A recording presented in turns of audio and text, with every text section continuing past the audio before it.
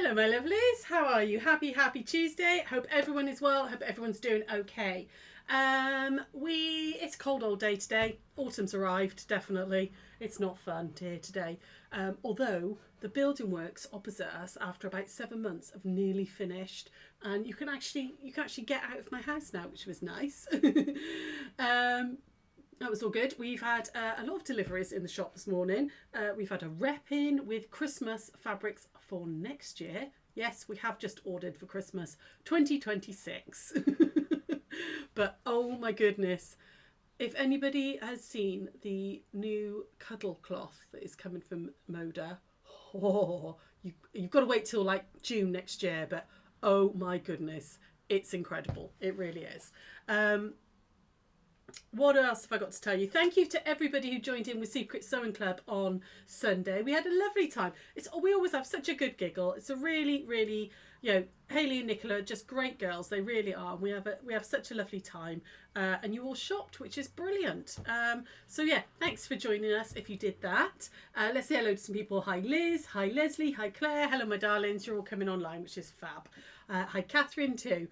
We have been busy cutting all your orders and sorting all your orders out from Sunday. They will be going off in the post today.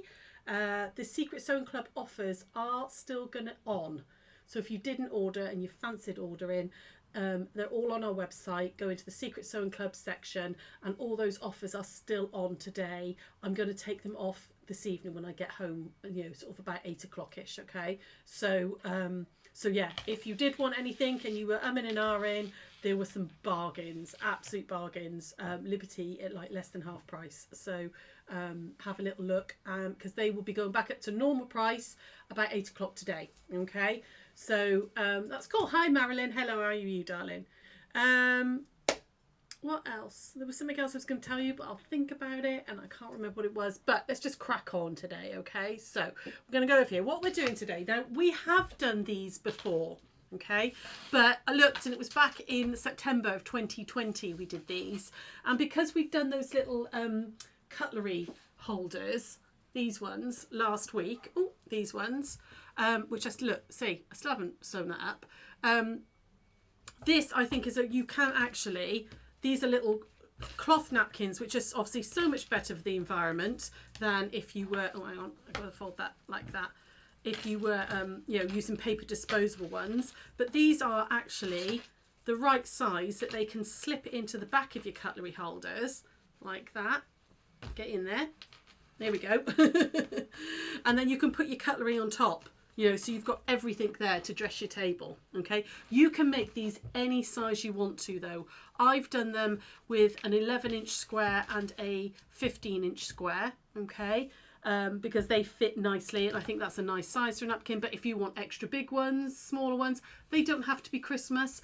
This is actually a fabric that I've had in my stash for about 7 years because I was going to make my sister, because she chose it, I was going to make my sister Christmas napkins and never got round to it. So I'm actually going to do it now. She's probably changed her colours now, to be honest. But self-binding napkins, super, super quick to do. So much more environmentally friendly than using paper napkins. Because they're cotton, they can be, washed, wipe everything up, chucked in the wash, all great, okay? And reused over and over again. So that's what we're going to do today. So you will need 2 pieces of fabric. I've got a 15-inch piece of fabric, okay? And then I've got an 11-inch piece of fabric. And the 11-inch one is whatever your focal fabric is. Your 15-inch one is what's going to be the back and become the binding, okay? So first things first. Hi Marlene, how are you? It's nice weather in Guernsey. Oh, wish we had nice weather. It's really cold. Feels proper wintry now. First thing I'm going to do is I'm just going to mark in the centres. Okay, so I'm going to fold that in half and then just iron there and there. So I've got some centre marks. You could mark with a pin or a, a pen. Oh my God, I can't think of the word pen if you want to. But I'm just marking my centres with an ironed crease for now. Okay, so I've got my centre marks there, and you want to do the same on your back piece as well. So I'm just going to fold that one in half like that and just iron in just on the edge. It doesn't need to be anything, you know, right the way along. You just need it on the edge like that. And fold it again so that I can do that side. So how are you all? Did you all have a nice weekend? Did you get up to anything? Phil and I didn't get blown away. We managed to miss most of the storm, which was good. Hi Ali, how are you? Oh, it's sunny in Plymouth too. Hi Maxine. Hello my lovelies. Oh, see? Just in Wales is a bit rubbish, is it? Right, what I'm going to do now is I'm going to put these right sides together, okay? And I'm going to line up those centre sections. So I'm just going to pin my centre mark there with my centre mark there to start. No, I'm not. First thing I'm going to do is I'm going to put some marks on here. Before you do that, nearly forgot the most vital bit. On your 11-inch square, in each corner, you want to mark 1/4 of an inch. Okay, so I'm going to create a little square, which is 1/4 inch. Let me just go to the big close-up for you. 1/4 inch square there. Okay. Hi Eileen, how are you, lovely? It's wild and wonderful West Virginia. Oh, amazing. Amazing. There we go. And 1/4 inch square on that one as well. Hi Marion, hello lovely. There we go. On each corner, I'm just measuring 1/4 inch in and then 1/4 inch down. Okay, so I've got a little 1/4 inch square on each corner. This is the bit that takes the longest, frankly. These are super quick. Here we go. There and there, like that. Okay. Now I'm going to put my centre mark to my centre mark, like that. And I'm going to pin that in place. So pin that one in. And then just line up those raw edges. There we go. Lining up that top raw edge. And I'm going to put a pin in either side. Okay. Like that. Now when I stitch, I'm not going to stitch in those 1/4 inch corners. Okay, I'm going to start just here. Okay, so 1/4 inch, 1/4 inch down, just there, and I'm going to sew to just there. Okay, so don't sew in those 1/4 inch square boxes. Carol, you really want to watch this, but you have to watch us catch up. Is your daughter's just called in for lunch? Oh, well that's okay, lovely. You can watch on catch up. That's fine. Go and enjoy your lunch with your daughter. So I'm just going to stitch all the way down, 1/4 inch seam allowance, but not into the corner pieces. There we go. So over we go. Oh, it would help if I had put my 1/4 inch foot on, wouldn't it? I was busy making samples yesterday. I had a very, very productive day yesterday. I got absolutely loads done, which is good. Still got loads to do, mind, but I did get loads done. So there we go. So 1/4 inch foot on. Well, this has moved again a little bit, hasn't it? Let me just try and make it. There we go. Try and move it over a little bit. So I'm going to start at the edge of the box. Okay. And we're just going to stitch down 1/4 of an inch. All the way down that first edge. And if you were making like a set of these, you could, you know, chain piece this, do the same bit on each one. There we go. And then just back, make sure you back stitch, okay? And then we're going to come back over here, take those pins out, and then we're going to turn it. We're going to do the opposite side. So I've stitched down there, left those edges free, and now we're going to do exactly the same. So pull it up to match those centre marks, just there, like that, and put a pin in. And then again, just align the edges, and a pin in, and a pin in. And do exactly the same. We're going to stitch corner to corner, 1/4 inch, not in the corners. Okay. So there we go. All the way down.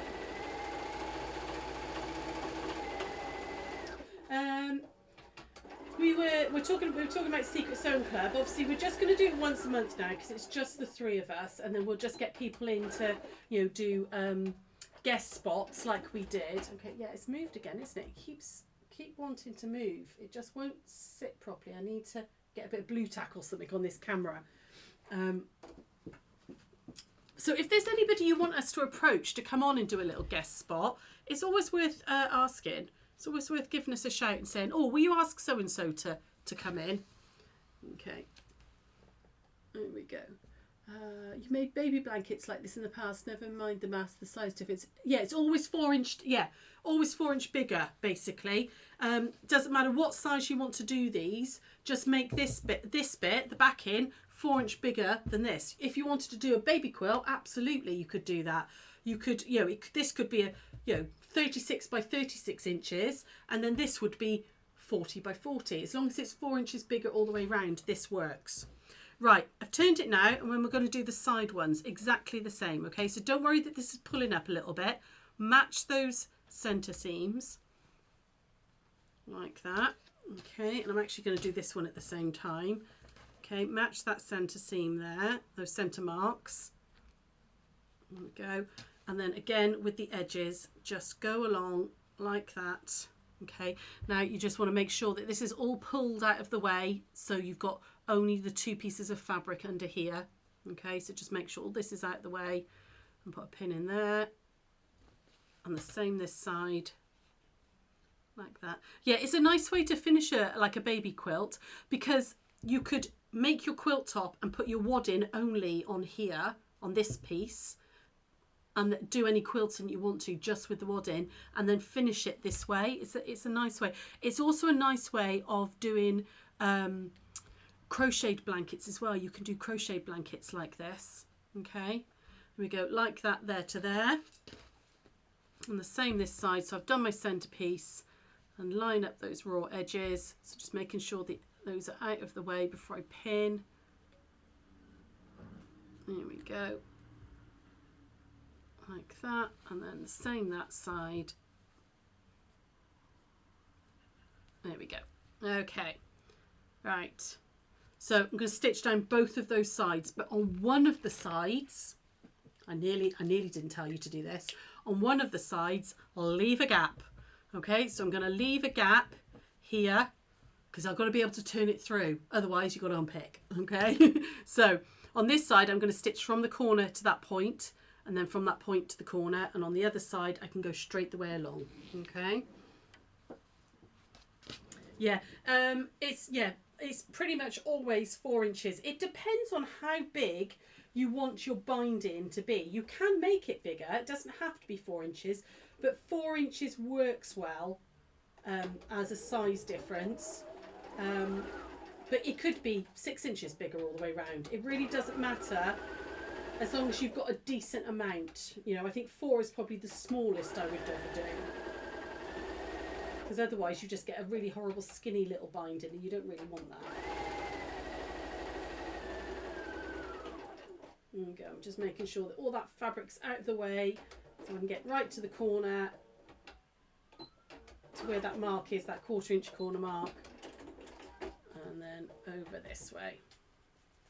Yeah, Eileen, as long as it's bigger than, it really doesn't matter. You can do any size bigger. I think for napkins, definitely 4 inches is about all you need, but you could go bigger on a baby quilt if you want a bigger binding. Come on. There we go.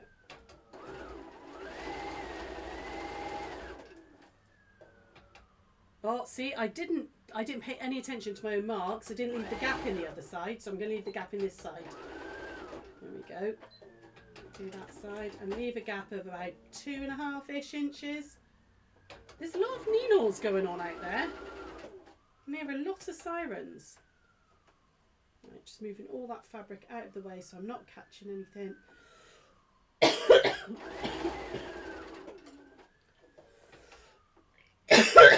Excuse me.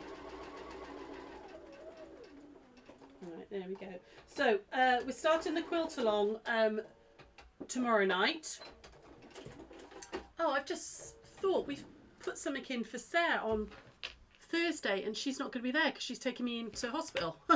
I've got my my nose on Thursday, so I don't. Oh, I think we might have put something in for Thursday, and we shouldn't have.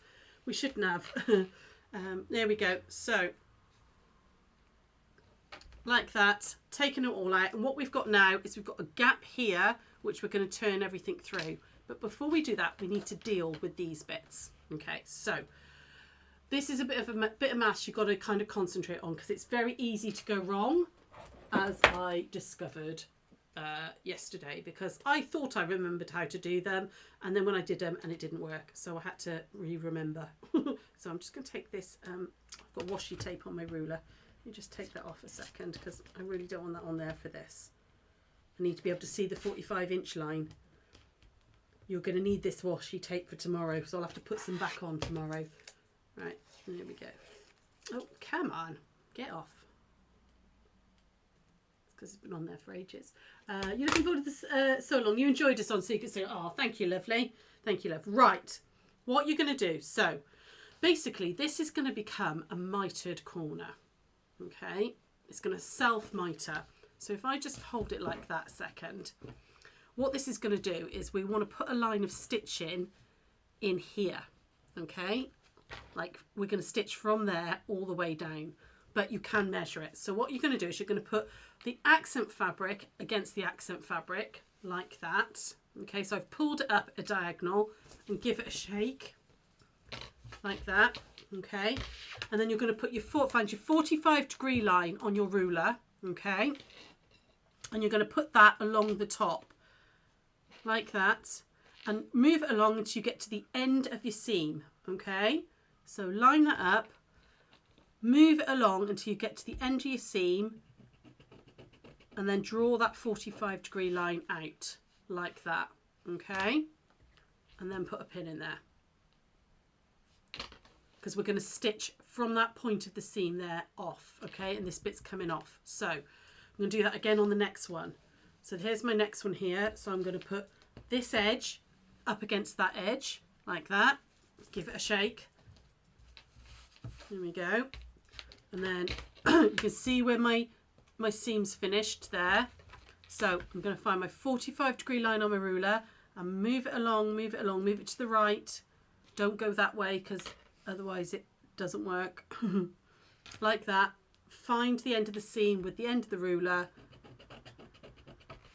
Draw a line. Okay, like that.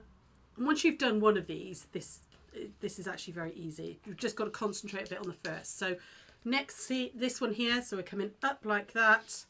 Give it a shake. Exactly the same again. 45, 45, all the way down until I can see the end of that seam. And draw a line. Pop a pin in. And then the last one is over here. So seam to seam like that. Give it a shake so it's flat. And do my 45s. Where is it? Just there. Like that. And draw my line.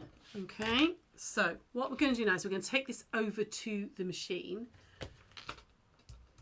and start there at that seam. Okay, don't go into the seam allowance because it'll mess it all up. You also, when you're stitching, just want to make sure that this little piece of fabric here is out of the way. Okay, so pull it up out of the way, start just there and all the way down. Okay, we're going to do that on all four corners. Ah, oh, thank you, Eileen, lovely. That's really sweet of you. Oh, and you, Catherine. Thank you. Yeah, it's fine. It's only a day procedure thing. I have to have it done every like 18 months to 2 years to try and relieve the symptoms of my stupid nose so that I can actually breathe. Right, so I've started right on the seam where I finished. And we're just coming down like that and then back stitch on that line we've drawn. Okay. Hopefully I should, it's not a really big one like I had last time. Like every third time they do it, they have to go in and like really do a big thing. Right, so just pull that little bit of fabric out of the way, make sure it's not tucked down. This is kind of a little top up one that I'm having, just to try and get some more oxygen into me. So, and relieve some of my silly symptoms. There we go, and then we're going to move on to the next one. And again, just line that nice and flat. Make sure that that little piece of fabric is just out of the way. Try not to catch that if you can. Come into the end of that seam and stitch down. Sorry, the camera has moved a little bit. I daren't move it too much because it will end up on the floor. I'm going to have to try and get something to steady it. And then the last one is just here, Again, just move that little bit of fabric out of the way. Tend to drop my needle manually with the wheel just so I've got it in the right place. And over we go. Okay, right. Excuse me, my voice is going. Oh, it didn't help that I had a cold last week and was full of cold, but it's all good. It'll all be good. By sort of Monday, Tuesday, I'll be fine. Right, so where's my gap? Where's my gap? There it is. So first thing I do before I cut this off, I'm just going to get my finger in there and push out so I can just double check. Yes, that's going to lie flat, because it's very easy to sew this at the wrong angle and then they go like a basket instead of flat. So I've done that right, so I can cut these off. You're just going to trim off that excess. Again, don't trim that little bit if you can. Just trim off the background fabric like that. Pull that one up out of the way. Get rid of that bit there. Pull that one up out of the way. There we go. Get that one there. Oh, come on. Up out of the way and pull that one off there. And the other thing I would do as well before I pull it through is just clip that corner where the fold is, just there. Okay, and do that on all four corners like that, and then we're going to iron these out flat. Okay, seams open because it just sits nicer, just sits really nice then. So I'm just going to get my hand in there, open up that seam like that. There we go. Open that seam like that. And then that will allow that little piece to lie flat, and that's what you want, is for that to be nice and flat. Okay, I would also make sure that as I'm going around, and I'm going to press it this side as well, is I'm pressing it outwards towards that background fabric. Okay, because that gives it a better look on the other side. So just give that a bit of a pull and press that one out like that. Then we get to this one here, open that seam up. I don't like opening seams. My fingers don't want to find the seam, but it does work with this. It's much, much better for it lies flatter. Here we go, like that. You can see it lies really nice and flat then. When you get to the little opening bit, just make sure that you're putting a little iron in there as well, because again, that'll make it neater when we turn it through in a moment. This corner, open up. So what have you all been up to? Eileen's been telling me she's been busy making stuff. What else have you all been up to? Anything interesting? Just while I'm doing this bit of ironing. What have you been making over the weekend? We've had a few birthday challenge pictures in, which was good. They've been some beautiful things come in. So if you're doing the birthday challenge, please do get those pictures into us by the 20th, I believe it is, of October. Okay, right. Okay, so I've given that a gentle press for now. There's the gap, and then we're going to pull it all through. Pull it all through the gap. Here we go. And through there, like that. I'm going to get my trusty, what have I got? Got my trusty hairpin this time that Sarah bought me back. It's a beautiful wooden hairpin. Not for my hair, because my hair's too short for that. Always is, but it's great for turning through. So you're just going to go through, turn those corners right the way through, and make sure they're nice and out. There we go, and that one, come on, that one there, and now you can give this a really, really good press. Okay, so I would best press this now as well. Give this a really good, crisp press. There we go. And can you see how nice and neatly that's worked, just by making sure you don't go over that seam allowance? It's all really nice and neat and self-binding. Obviously, because these are napkins, you don't need any wadding or anything in them. You're just gonna, if you've got nice napkin rings, they'd look really pretty on your table. And it feels quite posh having a fabric napkin, doesn't it? But they are better for the environment, because you can just wash these rather than, messing about, tuck those threads back in there, rather than using disposables, you know, which never get recycled. Not really, they just go into landfill, don't they, because they've got food and all on them. But at least with a cloth napkin you can reuse them. There we go. Right, that's had a really, really good press. Final thing we're going to do is we're just going to top stitch all the way around, and we're going to top stitch about a 1/16 of an inch on the binding, what I'm calling the binding fabric, the backing in the binding fabric. Okay, so, and what that will do is just, now I'm just going to do a plain top stitch because I am going to do another 2 of these and give them to my sister because I promised her for months. But you could, and I know she's she likes simple patterns, so a simple top stitch, but you could use a decorative thread. You could maybe pick a gold or a silver or something up and put down here. You could do a really pretty decorative stitch on here if you wanted to, you know, really play around with it. Oh, lots of comments now. Catherine, you're trying out the double windmill block in the winter moon. Oh, nice. Great effect of Christmas stars. Very lovely. I'd like pictures of that, please. Sue, you did a glass fusion course. Nice. Oh, yummy, yummy.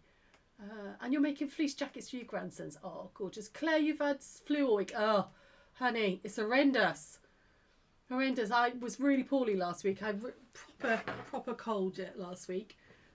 Claire, your mum always made napkins. It's so much. Oh, it is. It's such a nice thing to do.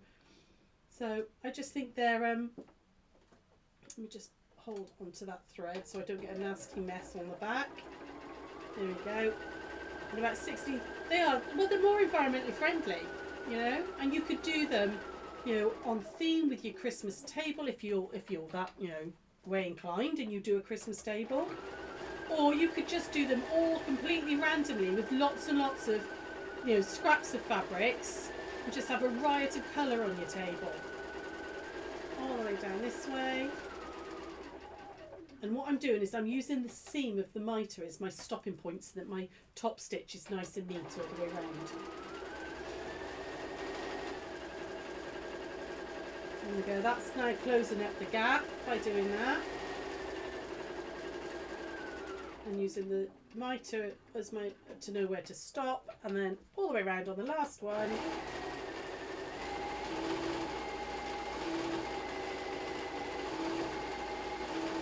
Down this one, nearly there. Oh, I really need to, I sewed so much yesterday, I really, really need to oil my machine. Marion, you've made napkins with winged needle stitching. Oh, nice. Nice. That sounds good. But yeah, putting a decorative stitch on here would be lovely. Really good, lovely. Or, you know, you could do all sorts, couldn't you? You could, you know, put people's names on it if you know who's coming for dinner.